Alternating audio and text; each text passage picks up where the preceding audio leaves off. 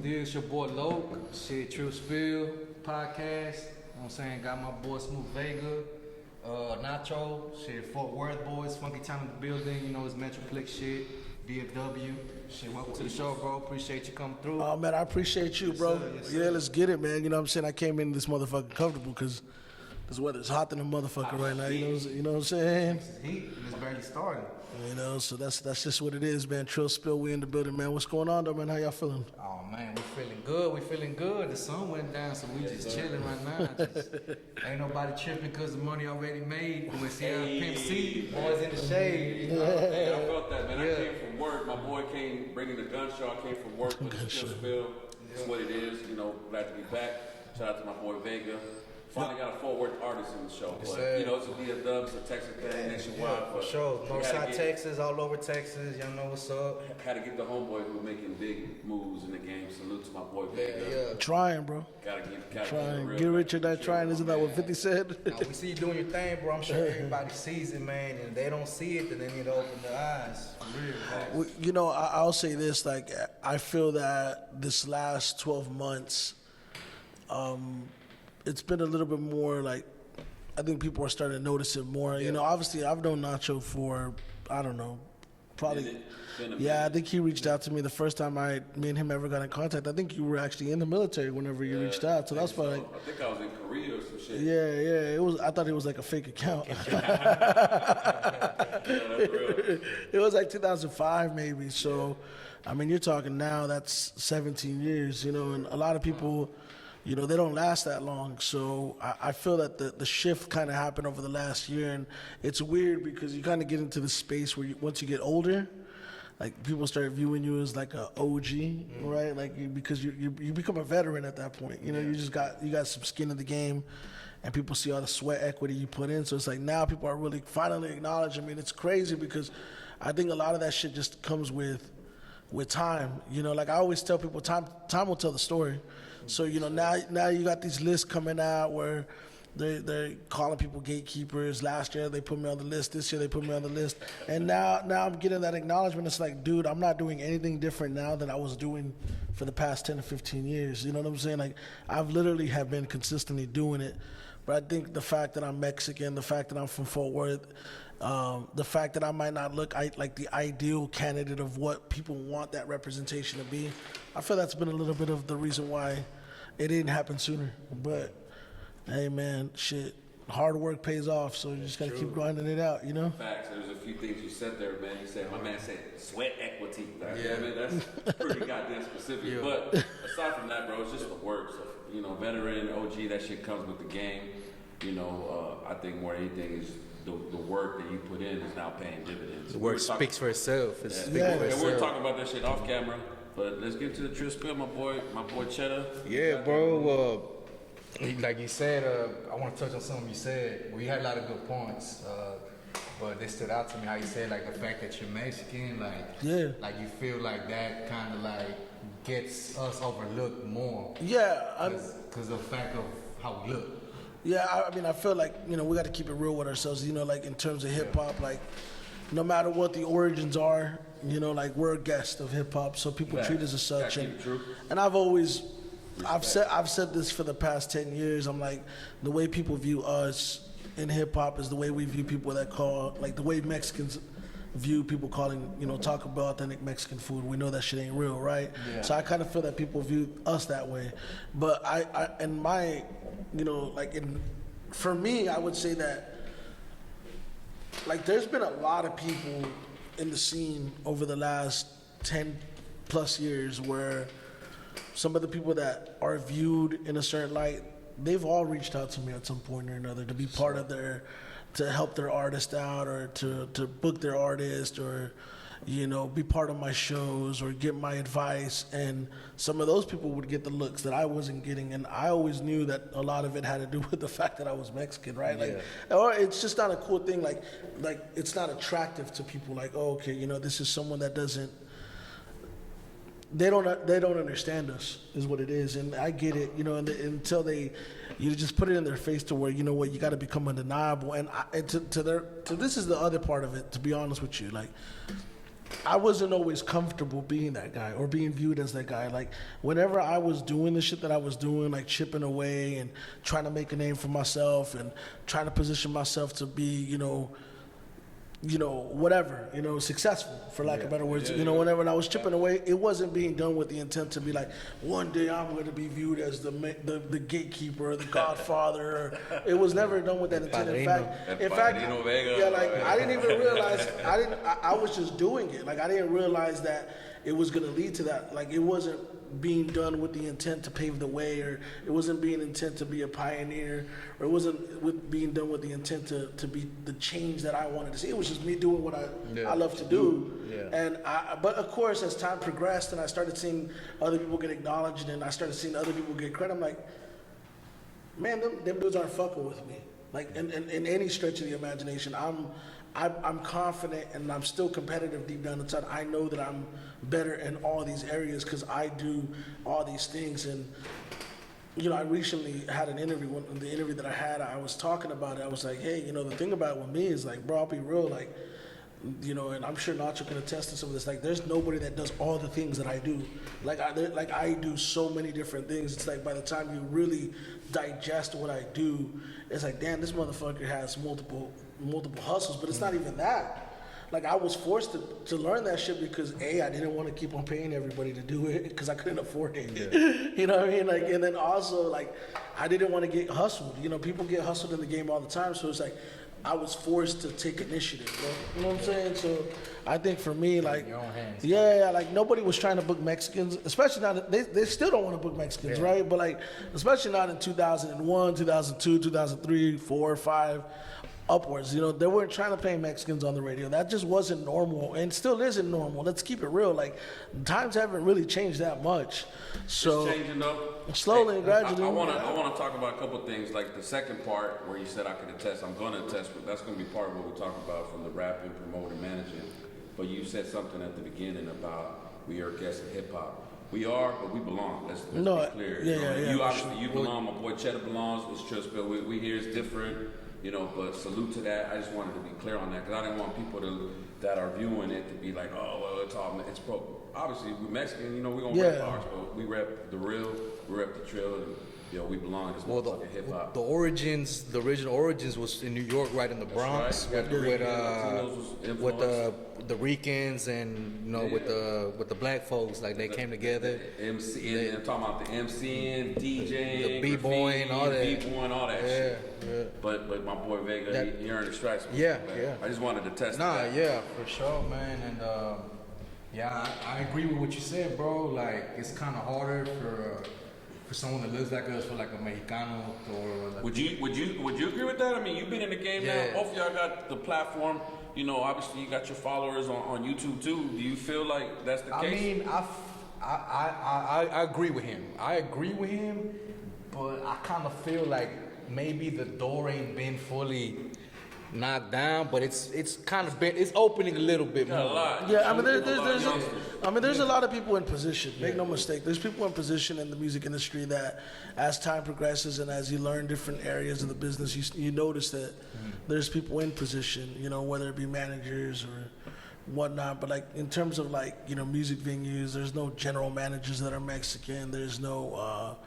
Something like behind the scenes. Yeah, behind the scenes, in terms of agencies, there's not really Mexican agents, or Mexican-American agents. That's your next hustle, my boy. That's our next hustle. I think you're starting to see a lot more of us behind the camera. Obviously you got a lot of videographers that are representing. But, when you really break it down, there are producers, but how many prominent producers? I think Happy P comes to mind. A handful of guys come to mind. Boy Wessel. West OG. But but in regards to just like the grand scheme of everything, there's still a void, and it's interesting because I always tell people it's like by the numbers, like. Obviously I interviewed Bumby. The clip went viral when he was talking about the importance of the Mexican dollar and how Mexicans support in a way that nobody else supports because we come in numbers. And I feel that, part of the reason why you're able to have the success that you have, aside from you being a talented artist, is the fact that our people are loyal, our people are passionate, our people support, and when they get behind something, they get fully behind it. Spend money. Which is the reason true, why. Man. Everybody, I think that's a Texas thing too, but definitely a Mexicano thing. We support. Yeah, no, absolutely. I mean, think about it. Like I've had this conversation before too. It's like for that same reason though. I think that when we get so passionate and so behind somebody, there's times when we don't give other people a chance. Like, think about it. Like, no matter what, like, no matter how much success Canelo Alvarez has in his career, there's still people that are gonna say he's not Chavez. You know what I mean? Because Chavez is the Mexican folk hero. You know what I mean? Like, there's always gonna be that, that next wave of Texas talent. My boy, Chewbacca head shit right there. You know what I'm saying? But they're not. SPM. There's always that division. The comparison. I mean, dude, I uploaded the video on my social media yesterday, the day before yesterday, of the artist that I manage. Didn't say anything about anybody, and everybody's comparing her to Snow the Product. Yeah. And it's like, it's unfair up to a certain extent because, hey, man, everybody deserves an opportunity, but at the same time, that's a testament to how passionate the audience and the fan base and the culture is when they get behind you. They get behind passionate about it, and they're behind you 100%, and only you can fuck that up. You know what I'm saying? So that's my honest opinion about that. But I mean, I don't think it's a disadvantage, but I think in the grand scheme of things, like if you don't know anything about our culture, you don't understand how much buying power we have within our community. True. That's how I really feel. Like I feel that there's artists that have made a fucking living off of this, bro. That nobody knows about. People on the West Coast. I'm trying to be. You know what I'm saying? Like, so that's kind of how. You said that it led to your next question? Oh, yeah. I was going to try to piggyback off something right there. My boy Vega, he a marathon runner with this shit. He an OG. But go ahead. Yeah, bro. It made me think about another question I have for you. Talking about how Mexicans, like, we have a lot of buying power. Mexicans, Mexican Americans. How like they support. It doesn't matter what color you are. They like you. They're gonna support you. No fuck with you, yeah, for sure. And that reminds me of I saw that interview you did with Bun B. Yeah. I wanted to touch on that. Like, I don't know if you want me to say like how you were talking to him. No, yeah. You can ask whatever. I mean, it's tied. It's tied together. I mean, it amplifies the point. What's the word I'm looking for? Emphasizes the point. From OG, just go ahead. Basically, it's just hearing Bun B acknowledging that, like a lot of his support and a lot of the money he made or like sales that he made was from. Well, he said that it's the number one. He said it's the number one fan base. If you're in Texas, he said the Mexicans buy and support more than anybody, and that's not false. Yeah, I mean, I think that's I don't think that's just a proven science here. I think people just need to, like, people that don't know. But it's interesting because, so, obviously I have a talk show and I've interviewed a lot of people. And if people really go through my interviews, that dialogue, that Mexican, Latino, being overlooked, being stereotyped, buying power conversation is practically in almost all my interviews. Yeah. I just don't do it in a way that it's forceful, and I try to, That's dope. I try to do it in a way that that's natural and that doesn't seem forced. That conversation with Bun, like as much as the clip went viral, and I saw a lot of people that got behind the clip, I was proud of it because it's my work. Obviously, and that's your connection, your rapport with him. Yeah, absolutely. You see that interview, you think that we've been best friends for the last 10 years. You know what I mean? Like the way we're talking, but the truth is that, all the people that reposted that, I shared this story with somebody the other day. I was like, man, what's crazy is that we had all these big platforms that shared that clip, and the only ones that didn't tag me or credit me for the clip were the Mexican platforms. And you even got shouted out by Vlad on that, right? Yeah, I got shouted out by everybody. I got Vlad, Hip Hop DX. I got a lot of people. But you talk about fucking, shared it, right? The Food's Gone Wild. The Food's Gone Wild. Shout out to that for that. He a funny motherfucker. All those Mexican platforms, they shared it and they didn't credit me. Blood pressure, mom. But because that's kind of like our community sometimes has a way of being competitive amongst each other. But before I go any further, in terms of the Bun interview, I set that up. Like I had talked to Baby Bash a few weeks prior to that interview, and he had talked to me about the rodeo. He had talked to me about the rodeo. He had talked to me about the success of the rodeo. He had talked about some of that stuff and how much it meant to him, being at the Houston rodeo, and how him and Frankie were the only Mexicans that represented there. So I took that and said, you know what, this is a good segue and a good conversation starter to be able to bridge into a conversation about just Mexican Americans and being able to represent our people and making sure that, that Bun being the ambassador of that night, it was his night, 73,000 people at the Houston Rodeo. He made it a point to include us in that. And so I felt it was important to tell that story. And he took that and he gave that answer. I didn't expect that answer, but I'll tell you this. As soon as the interview was over, I went straight to my production team. And the first thing I told my guy Kyle was, that's the clip. Yeah. That's the clip because that's what we chase too. Yeah. I ain't gonna lie. I seen that. And I was like, bro, I gotta check that out, bro.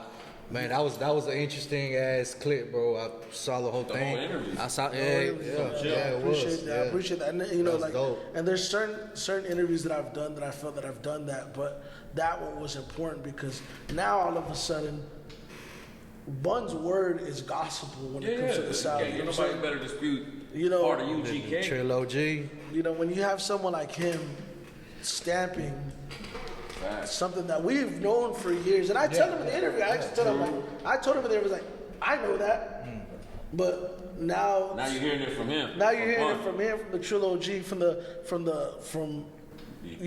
Godfather. Texas Godfather. Yeah, one of the guys. But Godfather's around here. Yeah, one of the guys that's on the Mount Rushmore of Texas hip hop rap history, and there you go, man. So it meant a lot to hear from him, but I think ultimately, that's good shit, bro. It's just an extension of what the conversation is, which is we do have a passionate audience and a passionate fan base. We just got to give them a reason to be passionate. Salute to you for getting that shit and for putting on for Raza, which is what we're all trying to do. Yeah. Let me ask you, bro, because I think it blew up more on your social medias than your YouTube. How has the feedback been overall, as far as like in general, as far I know you're getting the views and all that, but has it been supportive? I mean, of course you'll see some guys be like, y'all full of shit, go back to Mexico. You'll see a little bit of that, but for the most part, like, it's kind of, I think people know that. I think people know it. Like, it's like you can't go across Texas without our presence being felt. It doesn't matter where you're at. You know what I'm saying? Southwest. It doesn't matter. Like, it's just like we're there. And some in the Midwest, like Chicago and all that. I mean, look, we're the majority minority, and I feel like at times we don't act like we are. Yeah. It's like, dog, like, That's true. That's true. It's like, damn, like, you're right, bro. We're so much of a presence. It shouldn't be a surprise. Yeah. And so I feel like you go to. I mean, I have a great relationship with Paul and his manager. Paul Wall's manager always tells me the majority of the people that come to our shows are Mexicans. He's been telling me that way before Bun, but I know that. You know what I mean? That's why you see some of these artists, like, whether it be Zero, whether you whoever, like, they have a really big audience, and some people know how to cater to. Others don't do as much to cater to it, but it's like we're there. You know what I mean? Like, we're there, like, for real. Like, so it's dope. You know what I mean? It's dope. So to create the dialogue to me is enough for me. Whether or not like I get the credit or my numbers blow up because of it, I don't really give a shit, to be honest, with just the fact that we're talking about it. And everybody will sit here and complain about, we're not getting our recognition, we're not getting our just due, people aren't talking about, we're being overlooked, we're being this, we're being that. They focus so much on the problem versus trying to find the solution.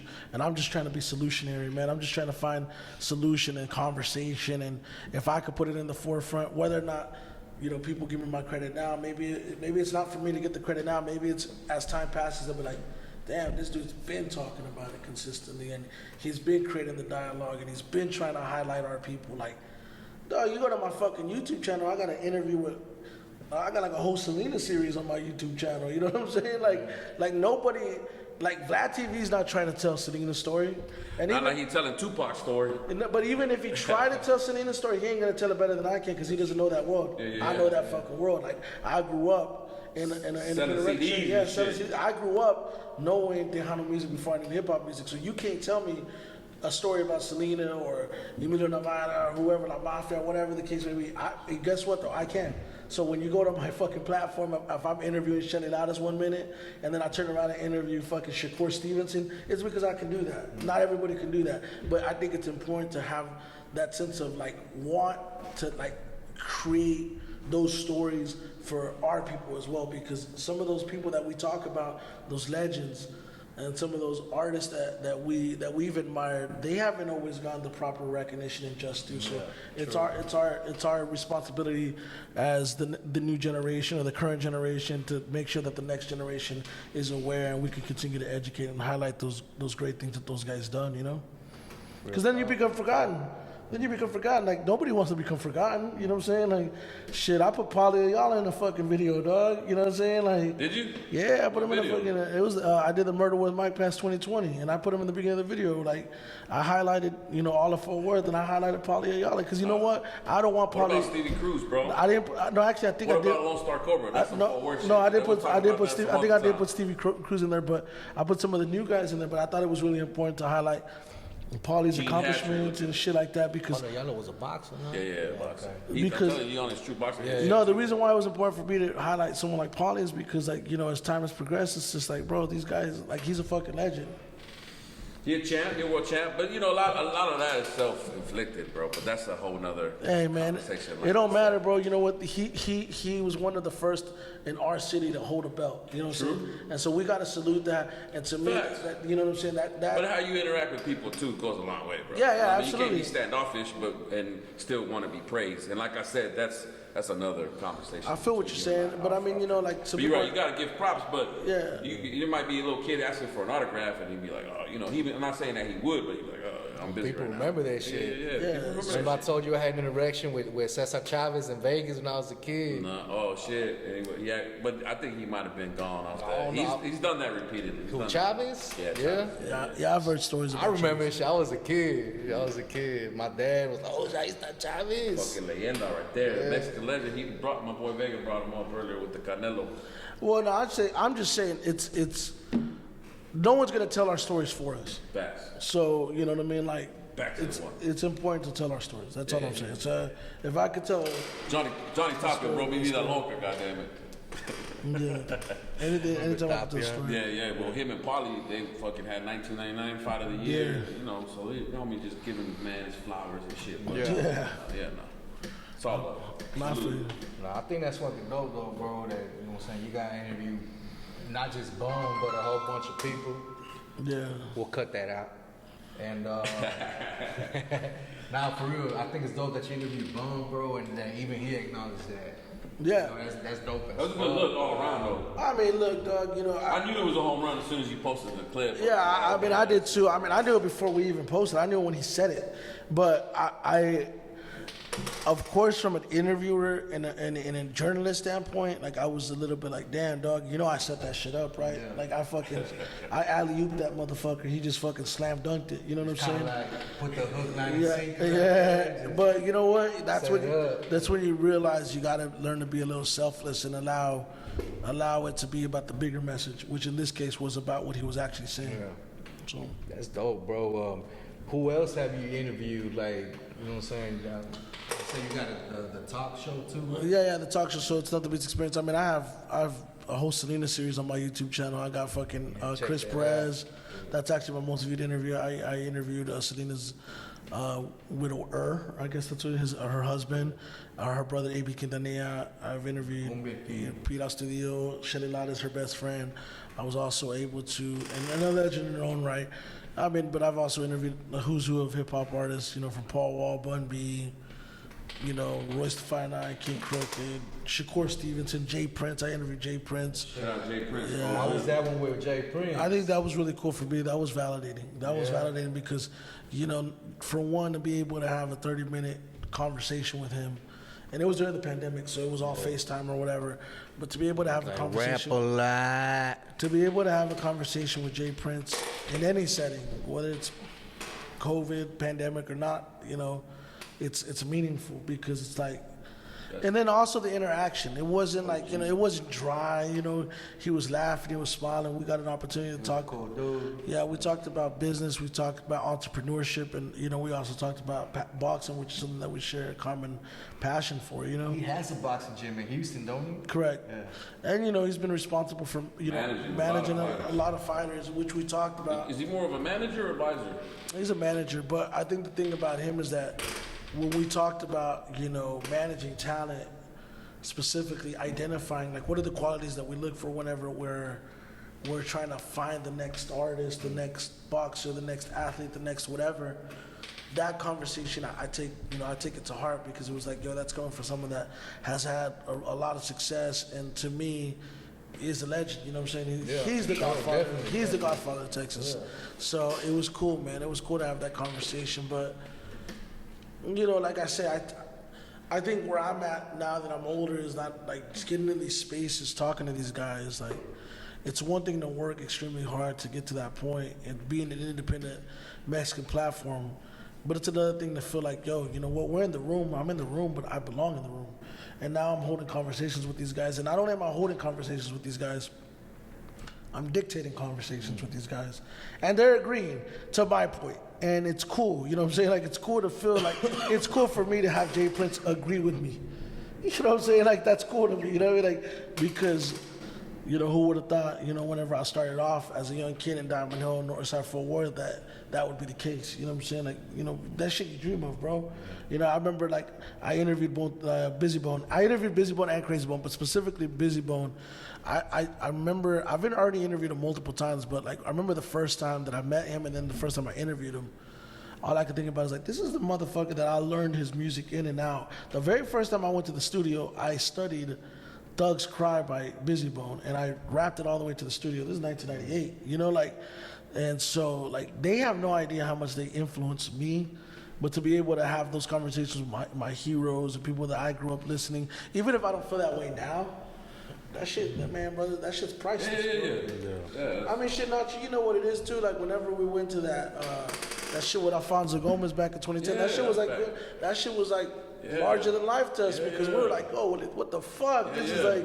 And that was like early in the game for me too, as far as the true boxing heads. He talking about a story. We were hanging out with the homie from the Contender series, and you know, it felt good. I mean, it was before True Boxing Heads. Yeah, I think it was. It felt good just to be a part of it, tie it up. I think we went to like some. It was like Pacquiao versus Claudia or something like that. But it was the first time it was the first time I had ever been in any type of setting like that, and like we're like fucking kids at a candy store, because these are the guys that, you know, we grew up watching these guys. Like, I met Eric Morales a few months ago, and I was like, that was like a big deal to me. Like, nobody gave a fuck but me. Yeah. But it was like, yo, this is El Terrible. Yeah, he's a goddamn action hero to me. You know what I'm saying? Yeah, why not? So, hey, but now we're used to it and shit, bro. Yeah. I know you do it a lot more because you do the music thing and shit like that. And the interview kind of didn't go the way of the flow, but I mean, because like I said, you OG with the shit. You're a marathon runner, and you kind of touching on a lot of those points. You being a rapper, you started as a rapper. You know, now you're promoting, managing managing artists. Not and yet. He does boxing shit now too on the cool media. Yeah. Talk about that a lot. And I mean, you just do a lot of different things. You know, interviewing, and it's almost like a jack of all trades. You know, I always say this, Nacho, like I never want to be a jack of all trades and a master of none, right? Right. So the idea has always been to you know, like master, be the master. Really not even good. I want to be great at all of them. You know what I'm saying? Like, you know, when you talk about being a graphic designer and being a web designer, I forgot that one too. Like being fucking graphics and shit too. You know, when you talk about being a graphic designer, being a web designer, I did that out of necessity. When you talk about being a social media manager, I did that as another way of leveraging my skill set that I learned. Because hey, once upon a time, I'll be real with you. You know, I had a website and I was promoting on the internet before it was cool. People would call me an internet rapper. Even before that, bro. Yeah, like I was promoting on the internet before it it was deemed cool, and nobody would have thought that in 2003. Honestly, and I think that's when I first heard of the homie. He was doing like some website or so. You had the message boards and shit. This motherfucker, you go to his shit, and he had all type of shit going on. Yeah, I mean, but back then, we didn't call it social media managing, social media management. Like now, it's a thing. Social media marketing is a thing, and I was doing it before I even realized it was called that. So, I developed that skill set early on, and I was able to, use that to become a social media manager now. Like if you look how many accounts I run on Facebook and in general, like it's a lot. I run a lot of YouTube pages. I run a lot of shit. Like people don't know that, but it's not for everybody to know. And everything's a hustle. I think that's one thing I learned from him too. Like just getting paid for every little thing. As far as and then being the artist, obviously that like I still can write. I can still rap at any given time if I want to. So going from an artist to a promoter. Fuck the ghostwriter too. Shit, you ghostwriter as well? Yeah, I've written for people, but like from being a promoter. That'll be $1,000. Was 16. Nah, from being a promoter though, I would say that's led for me to get into the agency world and act as an agent and broker deals for people and get my percentage. And then also, to his point now, artist management. I've always been asked to be a manager for the last. Whenever I was rapping, I had people asking me to manage you. You know what I'm saying? Like, and I used to get offended when they used to ask for the manager. I was like, what the fuck are you asking? Like, bitch, don't you see me rapping? You know what I'm saying? I'm a rapper, motherfucker. Like, I don't want to manage you. Like, but I didn't understand what they really were asking was like, hey, we see how good you market and promote yourself. Teach us, do that for us. We need that. That's really what they were asking. They just didn't know how to ask that. And so, yeah, man. I mean, shit, bro. Like. It's been a long journey, but all those things kind of like develop. To me, it's important because ultimately I want to be a record executive. I think that's my ultimate goal when it's all said and done. And maybe life takes me a different direction. With your own label, or I mean, I don't know. Either a major label or my own label, one or the other, or both. Maybe my own label on with a partnership with a major label, right? Self-made. I feel that with that being said. Like, in order for me to get to that point, I have to know all these areas. Because then you can't bullshit me as you see. You know what I'm saying? Because people be like, oh, it's taking this time. Like, no, it doesn't. I've done that. You know what I'm saying? It's kind of like, when they tell you, like, when you work up a company ladder, like, I'll never ask you to do something I don't know how to do myself or I haven't done myself. It's the truth. You know what I'm saying? Like, I can't tell somebody to go do something that I've never done. So how can I tell them to do that job when I've never done that job? Yeah. I've done these jobs and I know what it takes and what it entails. So there's a lot more that goes into that, but it's been a long journey for sure. It's gonna be an advantage though compared to a lot of people who were kind of thrust into the position.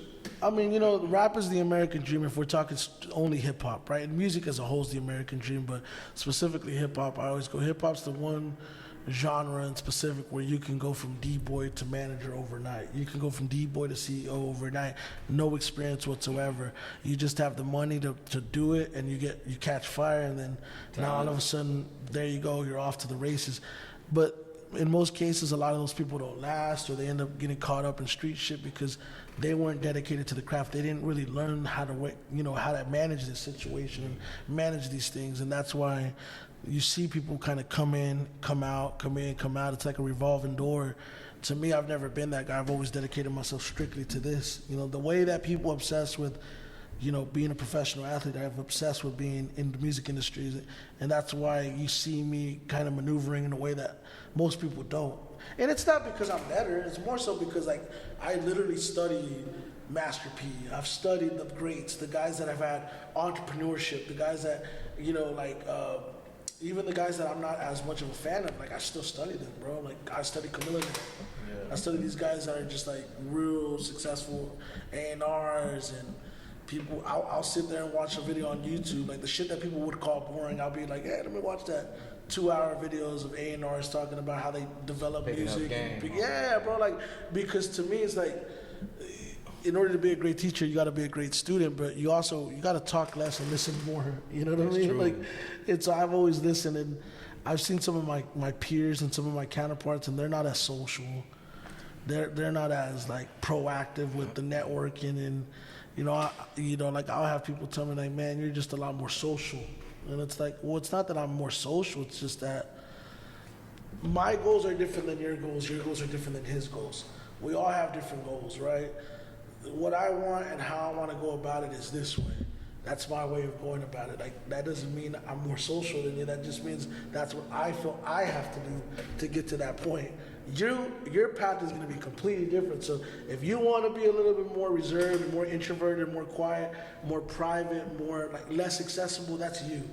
But I'm willing to go into the belly of the beast to get the results that I want. Yeah. And not everybody's willing to do that, bro, because it gets really uncomfortable. The more people you know, the more problems you have. Like Biggie said, more money, more problems. It's really more people, more problems, because all money does is bring more people. You know what I'm saying? Like all it is more people, more problems. And it's hard being that guy. It's hard being the guy that people are calling the Godfather or whatever the fuck, because people are going to disagree with that shit. I'm not the one saying it, but you know what? As you start assuming the role and doing things that are going to position you to be that way, guess what's going to happen? You're going to catch heat. The more people that you know, more expectations are placed on you. And it's unrealistic, bro. It's unrealistic to be that. I always tell people, man, I will never wish the level of responsibility that's put on me on other people. You know what I'm saying? Like, on anybody else. Like, if I could have been a fucking firefighter, I would have been a firefighter.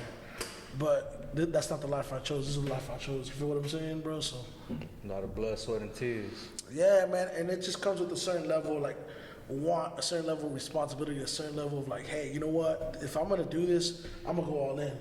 I don't expect my journey to look like your journey, and don't expect your journey to look like my journey. It's the worst thing you can do to yourself. You know, you could take bits and pieces of what I do, and it can motivate you and potentially inspire you. I'm like, you know what? This motherfucker's smart. But at the end of the day, bro, like I've always said, you know what? Like, you could teach people a lot of things. You could teach them how to write a song. We could write a song for somebody. We could produce a song for somebody. You could teach them skill. You can't teach them the want. That's something they either have or they don't have. You gotta have that hunger inside. Yeah, man, you either want it or you don't want it, man. How many fighters, talking about boxing, how many fighters have raw skill sets that have all the fucking tools to be a fucking world champ, but don't have the fucking drive, the hunger, or the want to be that? And guess what happens? They get knocked out, and guess what happens? You never see them again.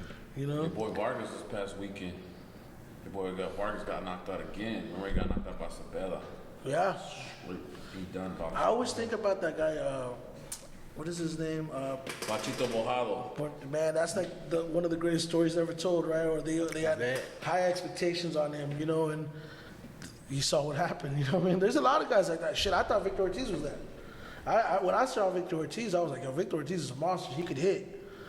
But he didn't like to be hit, and he didn't have the hunger to be great. You know, I'm just being real. He went from boxing to movies, right? Yeah. All I've seen is as in the Expendables. Did you see his last fight? Who? Victor Ortiz's last fight. He fought like 4 weeks ago. Oh, no, I didn't even watch it, bro. He won, but he looked like shit. Yeah, but in the 10th round, he got dropped by this guy that had like fucking 22 losses. He's been knocked out a lot. He's been knocked out a lot, bro. You know, it's been bad for my boy. Hey, man, it doesn't equate to the want. You know what I'm saying? Like, that guy didn't really want it, man. Nah, but what you're talking about, like, some people don't got that drive, and I don't know, like, I feel like a lot of people think, like, that see from the outside looking in, they don't know, like, that this is work too, you know what I mean? Like, for sure. Like, people think it's all fun and games, but this shit's a job too. Like, if you take it seriously, if you really want it, this shit's a job. Like, you know what I mean? Like, it takes time, dedication, shit, money to put in, all the beats, all that shit, videos, recording.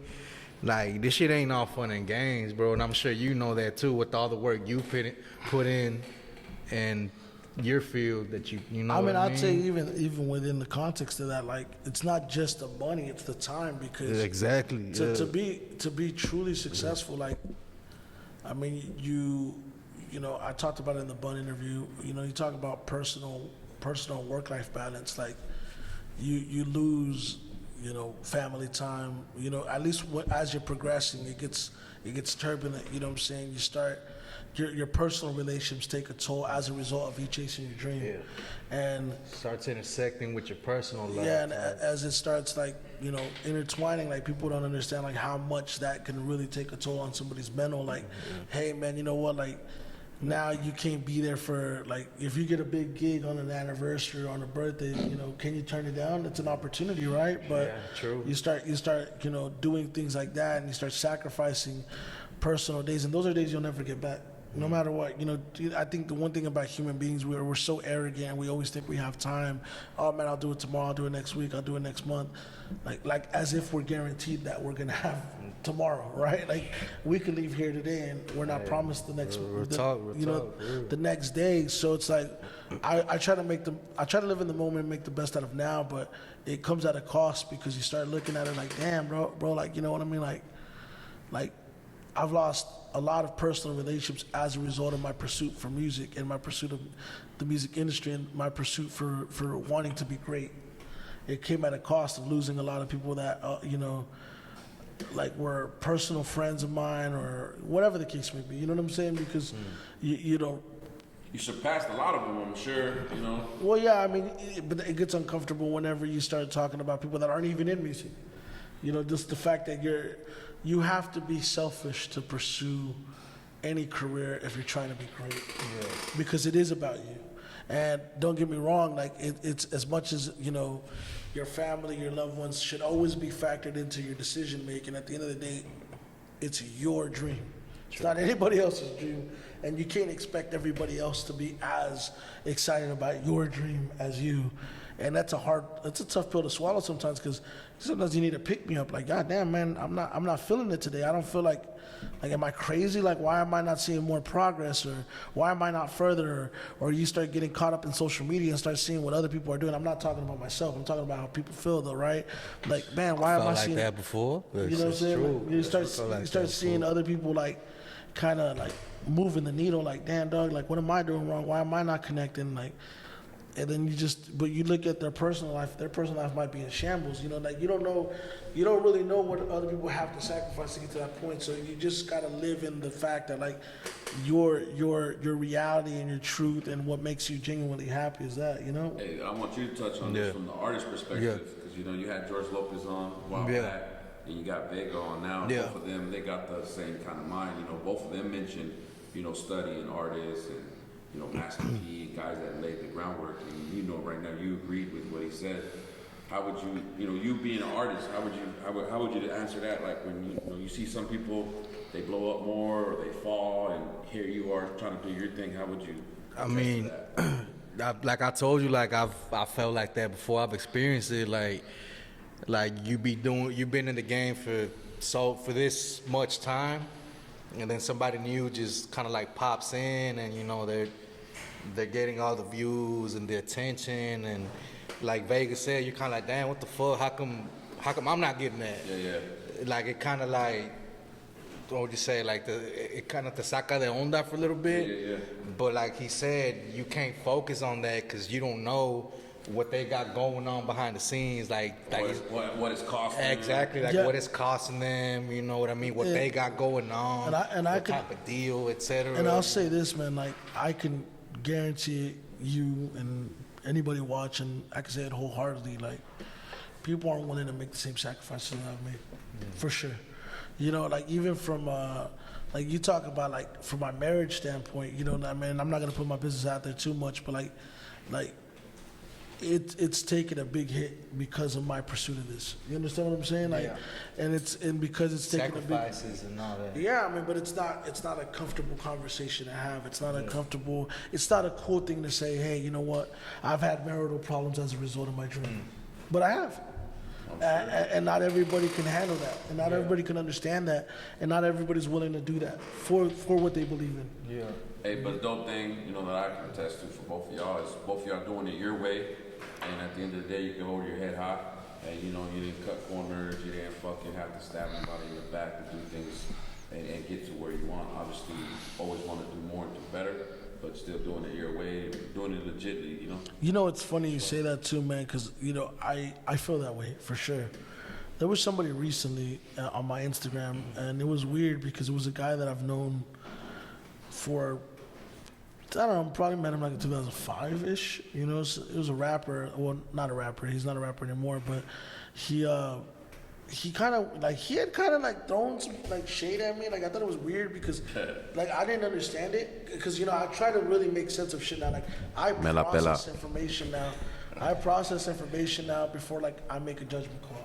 So like even if they say something, I don't like act on it. But this guy had already messaged me one time, and my honest opinion initially was like, yo, this guy's really bad on drugs because what he was saying just was not making sense. Yeah. Like legitimately was not making any sense. We've had that discussion about artists before as well. That's why I'm laughing. Oh yeah, this guy out of there. It was actually about the Bun interview again, right? And like he was, dude, just didn't make no sense, and I felt sorry for him. But I and I was just like, man, dude, like, and I picked on him a little bit, and I deleted it because I felt like I bullied him a little bit, and I didn't really want to be that guy. Hey, don't delete people on Facebook, or you get your shit deleted like me. I was bullying a couple more. But I was saying, though, what I took from that situation, and the lesson that we learned in that situation was that, like, everybody that's watching you, and everybody that's watching and everybody that's observing, like. My bad, Vega. I wasn't bullying nobody. I called a fucking Trumper a lame ass faggot. That was it. But I'm saying, the leader of your shit. It's against our community guidelines. Mark Zuckerberg is puto. What I was saying, I think the lesson that we learned in that is that not everybody's watching is like applauding. Facts. And that's true. It's like they say about like the on Instagram or like the posting, like they may not like your shit, but they may not share their shit, but they watching your shit. I see that shit. I see y'all niggas watching. Looking ass. Yeah, and I felt like it was a little odd for me to know this guy was like, yo, why you even comment on my shit? Like, how do you even have the energy? Like, how do you even have the energy to like watch what I do?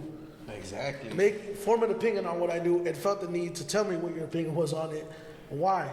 And I know what it is. Obviously, you know what it is. It's obviously what it is. You're a reminder of what they may not be doing. But at the end of the day, again, I don't do it to outdo you. I do it to outdo myself, and I do it to grind. I do it to get further. It was interesting. So I was reading up on. I don't know if you guys ever heard the term imposter syndrome, and I was like, man, you know what? Like imposter syndrome. Yeah, man. We need to get my boy Vega to fucking smoke. My boy be going fed like a mud. Imagine if he fumaba way. It'd be like we fucking talking about all kinds of dope shit, no? Well, like learning some shit right now. Well, the thing about imposter syndrome is like it sounds a lot worse than what it is, but like I think what's the word again? Imposter syndrome. Okay. I think a lot of people really suffer from this more than they realize, or not even suffer from it, but it's something that we're going through. That's not what it means. What imposter syndrome means is like it's when everybody in the world views you at a certain way, like they view you successful, they view you in this light, but you yourself don't view yourself that way. You feel like you view yourself like as if I'm not there yet. I got to go harder to get further than that. That's a mental midget. You know what I'm saying?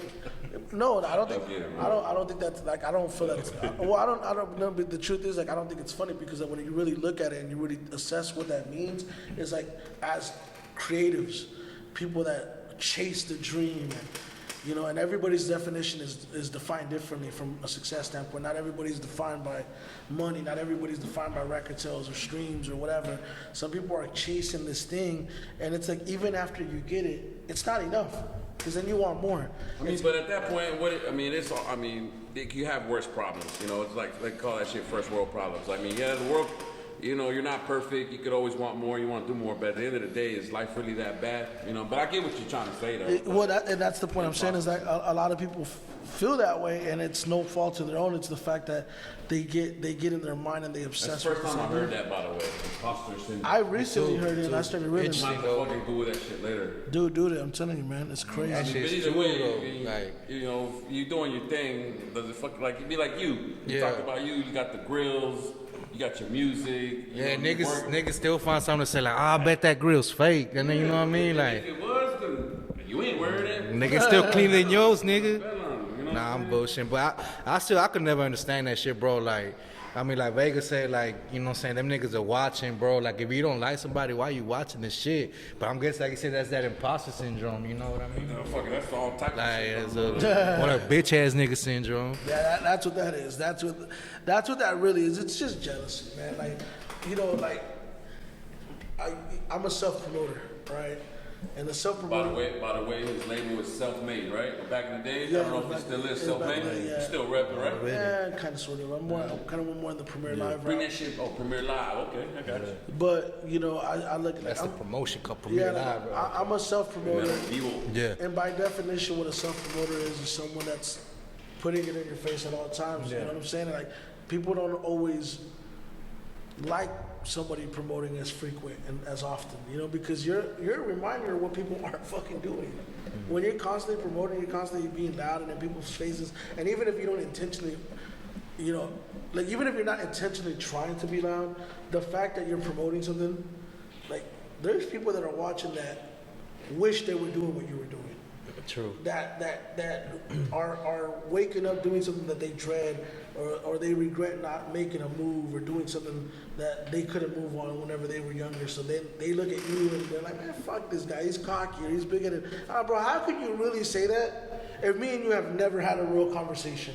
That's true. You know what I'm saying? Like, it's like they see me wear sunglasses and like, this motherfucker's cocky and big, and I'm like, how can you say that if we've never met?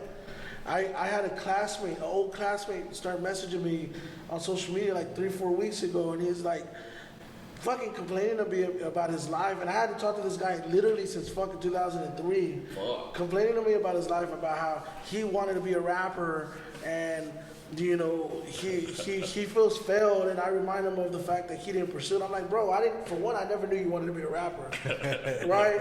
Maybe it wasn't meant for him. But second of all, it's not my fault that you didn't pursue it. You know what I'm saying? Like that, like you can't blame somebody else for your shortcomings.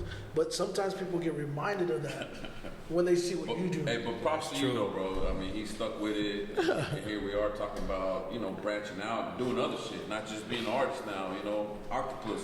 Kinds of hustles, hands and everything. All kinds of things. Matter of fact, he gonna do the graphics for the Trill Spill. Yeah, we need a Cheddar Loc and self-made graphic. Yeah. Premier Live graphic. Premier. Yes, sounds like Premier Live is the death row of the shit. Right. You know, they or what? That's more like the Interscope. Well, it's gonna be like, you don't want your CEO dancing all in the video. All in the video. Come to Premier Live. Premier Live. Hey, what I was gonna say? I know you got a few questions more. Oh, I know you're gonna want to talk about the 3-6 Mafia show. Oh yeah, August 6th. Yeah, let's talk about that. You be doing the promotion and all that, doing shows and all that. Nacho was telling me that you finna have 3-6 Mafia right in Fort Worth. Yeah. When is that? So it's August 6th. You know, I started a festival last year by the name of Centro Popular. Okay. The way that originated was my mom owned a record shop from about 84, 85 to about 96, 97, right in the heart of the stockyards, right there on North Main Street. So, you know, we were right there across the street from the big pawn shop, right there next to Joe T. Garcia's. It's a tattoo shop now, I think. It's right next to the tattoo shop. Okay. It's called Funky Town Gallery now. That's the Latin One Stop was there after we left. I remember Latin One Stop. Yeah, we were there right before. Y'all had one over there too? Yeah. Cause I know there's one over here. Yeah, they had built the one over there. That was actually when we came. Same people? No, when we left that building, Latin One Stop came into that space. Okay. It was the same owners, it was the same owners, but it was just a different story. Centro Popular in honor of his mom. Yeah, so that whole mom was an independent business, she was an independent business owner. She was a woman, a female Mexican immigrant, and she ran a successful business for over 10 years. And like I said, man, you know, I grew up in that video store. So, you know, since my mom's passed, I've always struggled kind of with how I want to honor her legacy. I've thought of different ideas, and you know, I started going, hey, I want to put together this big show. I wasn't really sure what I wanted to name it, but I wanted to do a Latin festival. So last year we started it off, and we had like King Little G come out, you know what I'm saying, Baby Bash. That was last year? That was last year. That was the first annual. He had a killer show. Yeah, that was the first annual. That was the first annual, and I named the event after my mom's record shop. So this year is the second annual, and I'm a risk taker. I gamble. You know, what I do in the grand scheme of things is professional gambling. No. And so I'm like, all right, That's deep. That's dope. You know, what can I do to top last year? What artists can I bring that have never really played Fort Worth?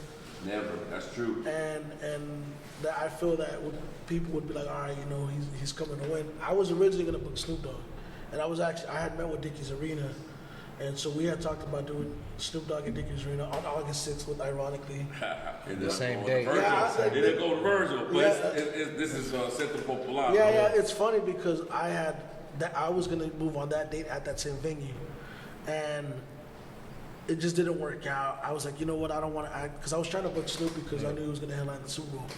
But the thing about it was like the money that I'm gonna end up spending on him is gonna tie up on my budget. So let me look around and who can I find? And it was instant to me. Like Versus had just happened with Bone 3-6. I was like, y'all really want to bring 3-6 Mafia? You know, at least from us, you know, growing up in North Fort Worth. Like I mean, I don't know how it was anywhere else, but like I wasn't in Dallas. What he's speaking on is something that me and him have talked about before.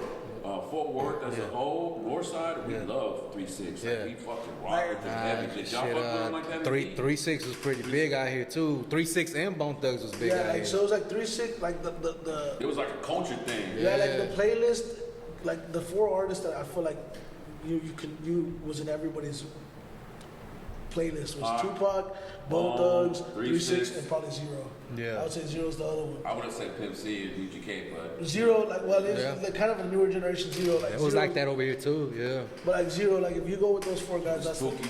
Pokey too. Thomas Spooky. Cook for life. But so I was like, yo, I want to book 3-6 Mafia, and I found a way to make it happen. So I booked 3-6 Mafia. I was like, they're gonna headline this event this year. Mafia. I feel like it's gonna add a certain validity, but I also did it for my roots, you know. But people don't realize is like I didn't just book it because oh shit, you know what? It's gonna be a big show and I fucking whatever. Like there was some like yo man, I remember It's history too. I remember everybody in Diamond Hill and everybody in North Fort Worth. Like that's all the fuck we listen to. So I'm doing this for y'all motherfuckers. Yeah. You know what I'm saying? Like all y'all motherfuckers that used to jam with me, here's your opportunity to like support this shit. Like, because we ain't never had this shit. And then when I started looking at the rest of the lineup, because obviously, you know, I do a lineup, the only other artist that I was, I got a few other artists in mind, but the only other artist that I really, really wanted to move on was Chamillionaire. And so Chamillionaire, someone I looked up to, his last solo show that he did was in 2017 for me. Yeah. And you know, he had did a few other shows. No, 2015, my bad, 2015. He had did a few other like spot shows, but like he doesn't really do shows often. And he's at a point in his career where he doesn't have to do shows Is he anymore. still caught up in like the tech business? Yeah, he's doing the whole tech stuff. So I was like, you know what? I think Bumpy said that too, that you probably one of the only guys that can bring Chamillionaire out from that other world to back to the rap shit. If I can get Chamillionaire to commit to the show, I'm doing it. And I got him to commit to do the show. So it's 3-6 Mafia. Terry Man. And again, that's another artist that like people have to understand. Like he doesn't come. Like for one, this might be his last show for all we know, right? But he doesn't play often. So to put 3-6 Mafia and to put Chamillionaire on the same show was a big deal to me. And then everybody else was just like, you know, complimentary at that point. You know, Cap G, Flawless Real Talk from Rhythm and Flow. Obviously, we have GT Garza. Are you getting King Lil G back on it? No, King Lil G's not on it this year. That was he was on the original one? Yeah. Hey, before you talk a little bit more about the Chamillionaire August 6th show, 3-6 Mafia, tell me a little bit about the first week. King Lil G, Twista, I forget who else you had. I know you had a crazy lineup. It was like Baby Bash, Frankie J. You know, we had all the legends out there. It was an all Latin show. I feel like I overcommitted a little bit because, you know, it was my first time doing that format. How was the turnout? It was good. It was close to 2,000 people. So, nice. So, you know, this year, the idea is to obviously do more people. And just to show you how real I am with mine, I bought 2 tickets to the motherfucker and I couldn't even make it. Let it go, bro. You need any Dallas artists? I bought the tickets, bro. I had some shit come up. My girl, I think she ended up trying to throw a party. Oh, I would book myself, bro. I had bought tickets to Cali for Marca MP. And fucking my girl threw a party that day, bro. I had to sell tickets online. I sold them tickets. Fuiste a ver el güero? El corrido del güero. But no, but shout out to my boy, man. August 6th, Centro Popular. I was gonna try to address him as far as like how he grew up. You heard him repping down the hill, north side, but the thing, because I know about the right here, and I've been, you know, want to show my boys some love, was how he started in the game and how he's doing a lot of shit about his mom. You know, how he grew up in a CD store. Yeah. I thought that shit was dope because when I was young, I always wanted my mom to have a CD store too. Yeah. And look at it now, bro. Like you want me to tell you a true story about that? Let me tell you a true story about that. So my mom, like, you know, she was an independent business owner, dog. You know, she didn't know any better. So she would actually leave me and my older brother at the store by herself sometimes. She would be like, hey, I'm gonna run errands. She's gonna go with her friends. And my mom was she was a translator for a lot of people. She spoke English, so to a lot of her Spanish-speaking customers, she would help them out if they needed translators, if they needed doctor's appointments or whatever. She would go with them. So she would leave me and my brother in charge of the store. And everybody's like 15, 16. I'm fucking 10, 8, 9. You know what I'm saying? Because he's 6 years older than me, and we're in charge of running a business. Man, bro, like.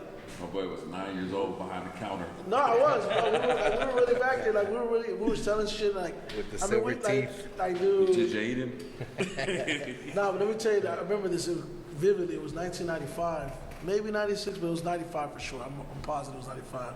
So I'm 10 years old. My brother's 16. We're running the store, and usually when we were in the store, we would order a pizza because Mr. Jim's was right up the block. So we would get some Mr. Jim's or whatever, and then we're just chilling, and then a van comes up, and it's a promo van. And I'm like, what the fuck? And these guys come out, and they're like, yo, man, we got these cassettes, man. They came north side forward, dog, in the middle of the stock. It was 3-6. Or was it Insane Clown Posse? It was Insane Clown Posse. Yeah, I know. That's how deep, that's how they were promoting their shit. They went guerrilla tactics. They drove around the van, the neighborhood. But go ahead with your story. That's how I knew. That's how you know we. Fucking story. Yeah. That's how I know though. It was the Juggalos. Yeah, the Juggalos, fool. They were. I respect that in them, bro. They went old school. They drove around the neighborhood. Don't get it twisted though, because when they came, they weren't on that shit. They weren't all super juggaloed out. There's promotion, yeah. No, they weren't even on that. They didn't have the clown stuff. Not even on that. Their logo was that. They gave us a bunch of cassettes, and they gave us promo cassettes. Yo, get these out. So my brother went to Domino High School the next day, and I went to FH Moore, which is the elementary school. And I was handing these out. It's like it was a new shit in town. Yeah. But them boys were rapping. They actually sounded like Cypress Hill. So they weren't on that like juggalo rap at the time. They were like great Malenko. They were rapping like Cypress Hill on those tapes. Because I remember when we heard it, like, yo, what the fuck is this Be Real? We were Cypress Hill fans. So, but no, they were like on a whole nother tip. You know what I'm saying? Dope though that you pulled up to the store, bro. Yeah, so they came into the store and they're like, yeah, we're trying to promote our tapes. It was both of them motherfuckers working in the store. Like, all right, cool, it's crazy. And now they work fucking. They got an empire, Nah, they do their thing. The Gigolo show. I know they got fucking 100 CDs. Where are they from? Because I'm from Detroit. Well, okay, I used to beef with him and shit, and here they are. They're probably like in their 40s and shit. Because I remember hearing about them. Still going strong. I was a youngster. Yeah, you know what I'm saying? Because it was more like for the Blancos, But just like we were talking about at the top of the show, we always show love, and I can attest to that. Like we got behind 3-6. People were showing in Posse love because they came to Fort Worth. I remember because I was at Ridgemar Mall. They ran up there, bro. And they were on that promoting shit. They pulled up to the mall back when motherfuckers went to the mall, back when we would go to the mall when you get dropped off, and they were at the Ridgemar Mall and shit. Yeah, bro, that shit was crazy. Well, but kind of being in that setting for me was really dope. It was dope, you know what I mean? But I grew up in that world, so it's just like for me, like. And here it is coming full circle. Now when he talks about when he talks about honoring my mom, like it's just part of the story because, like, I think we all like. We all live to be remembered and we all live to have a legacy. And for me, I'm her legacy. So like I take that shit, like serious. I don't talk about it as much now because I think it's enough. People need to realize like I've done enough, and that's the thing about it. Not only is this event named after the Central Populars around her business, but the reason I chose August 6th is because that's her birthday. Oh, that's gangster, bro. So we'll be celebrating your mama's birthday at the Virgil Ortiz fight. The Fort Worth phone 3-on-3, and then the 3-6 Mafia. Where's that? Wild Acre? Wild Acre Live, man. You know what I'm saying? Wild Acre Live, bro. What part of Mexico did your mom come from, bro? My mom's from Coahuila. Okay. That's right. Yeah, Coahuila. Where you people from? Tecalapec? My people from Tepalcatepec in Michoacán. And those are my families from Juaritos, you know what I'm saying? My mom's from Coahuila, my dad's from Michoacán. Oh, already? Sure. Que el compa. Aquí está el compa. El Valley.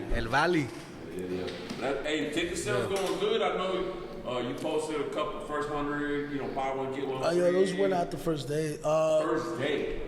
I mean, they're going good. It's going good. It's going good. I mean, of course, it could go better. So, people buy tickets now, centralpopular.com, and just keep on showing support. I mean, we're talking about being, a Mexican in the industry. Here's your opportunity to support an independent Mexican business.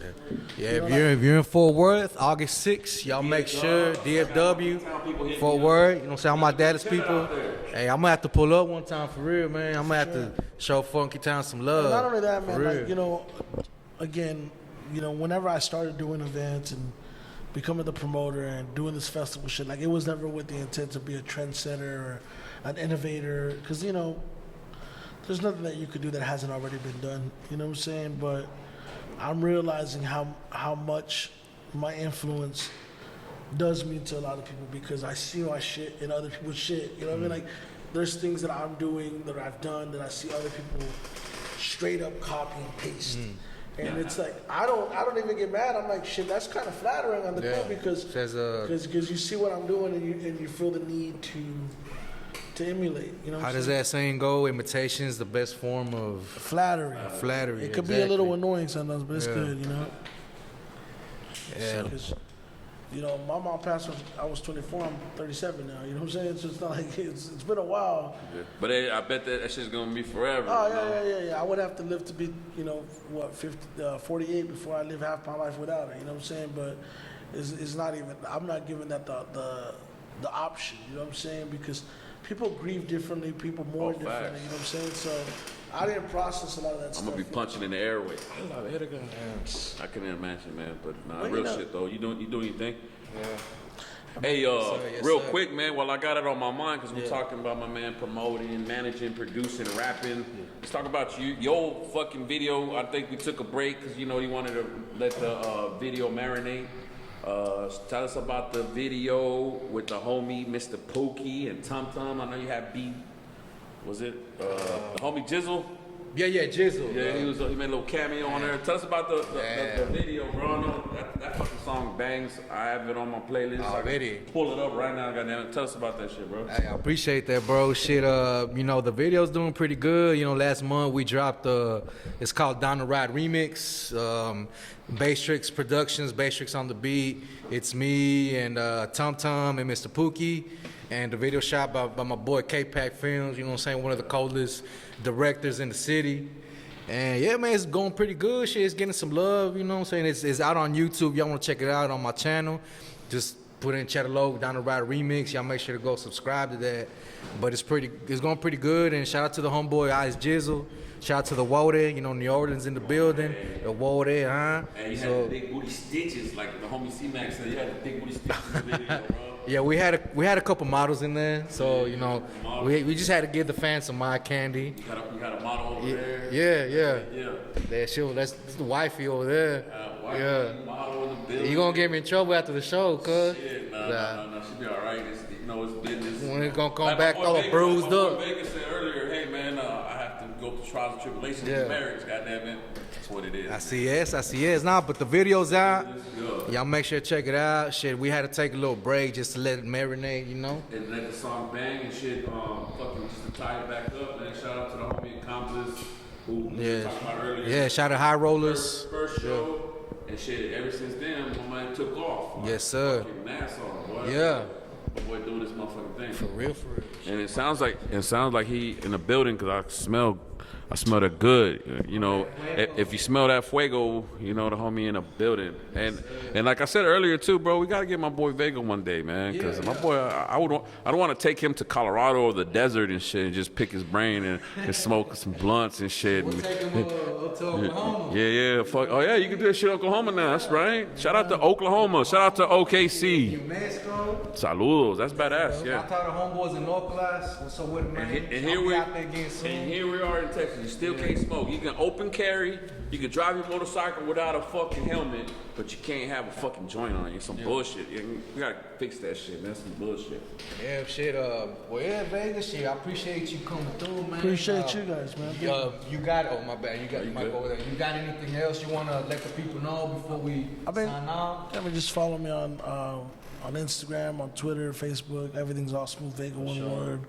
And just stay tuned, man. There's a lot of stuff coming. And Premiere Live. On August 6th at the Centro Popular. Wild Acre Live is going down, 36 Mafia coming in there, and more. Where can people get tickets at? At centropopular.com. That's Central Popular, CENTROPOPULAR.com. Mafia. Well, shit, I appreciate you, homie. Shit, I appreciate you guys. Hey, we didn't even get to the boxing. I mean, he was kind of tattling and he was kind of going the line there because I peeped him out. I was saying he was on his true boxing head shit, but that's just me and him. But my man, he could go sports too, and you know he really with the business, and we've ran into each other at multiple fights in the back. I remember shit before he started working with Virgil, when Virgil fought in Texas for the first time against Orozco, no? Yeah, I was there. He was back there, you know, putting in work, and that was just many of the seeds that he's doing. Because now he's doing fucking sports too. He's doing all kinds of shit. Yeah, Much man. respect and salute. That's what's up. Hopefully, man. Hopefully, I'll be managing fighters. So, you know, Hey, I told you we're gonna talk about that you know, shit. Kelly Pavlik, man. I met Kelly Pavlik. Shout out Kelly Pavlik, And he's been Ohio champ. He's been in terms of the boxing shit. He's been a mentor. I've asked him a lot of questions about. Hey, you have to bring Kelly Pavlik in this motherfucker, bro. Kelly, Let's cool. do it. Let's do Kelly, it. cool dude, man. Kelly's a G, bro. Yeah. Well, shit, we out of here, man. We definitely want to bring you back, bro. Yeah, definitely got to bring the homie back, man. I just want to show my boy love. There's just the beginning of it. Me and my boy Cheddar had been talking about Vega. Yeah, you know, because you know, I had a couple homies tell me like, yo, like you bring the Fort Worth side to it. And then, like I said, it ain't just DF Dub, it's everything. But I definitely want to show my boys some Texas, love. worldwide. And we definitely bring them back. And like I said, But DFW first, but worldwide. Yeah. Puro pinche Peter Poforito. Salud. Southside Texas, baby.